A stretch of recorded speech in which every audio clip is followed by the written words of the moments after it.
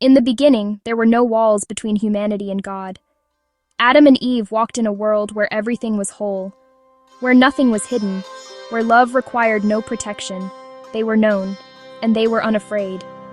The garden was not just a place, it was a way of being.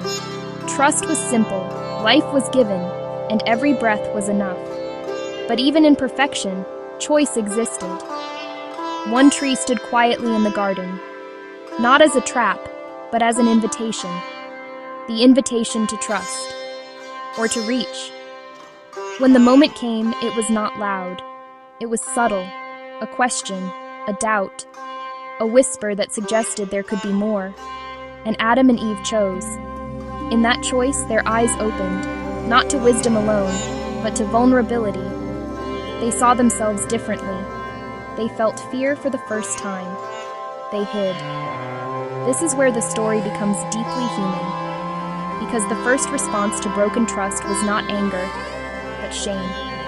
They covered themselves. They pulled away. They tried to protect what now felt fragile. And yet, God came looking for them, not with thunder, not with destruction, but with a question. Where are you? This moment matters, because it tells us something timeless. Even when we fail, God seeks. Adam and Eve stepped out of the garden, not just as sinners, but as people carrying knowledge, responsibility, and consequence. Life became harder. Work became heavy. Pain entered the world. But life did not end.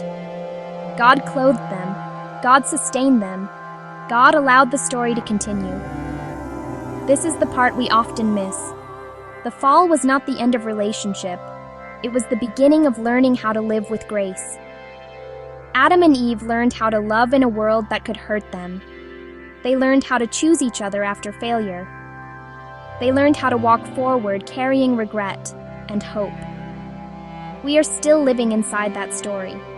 Every day we face choices, some small, some life-altering. We choose trust or control, love or fear, hope or hiding. And like Adam and Eve, we are not defined by one moment, but by what we do after it. Faith is not about never reaching for the wrong thing. It is about answering when God still calls our name. If you have ever felt shame, if you have ever wished you could go back, if you have ever wondered if grace still applies to you, remember Adam and Eve. They walked out of the garden, but they did not walk alone, and neither do we.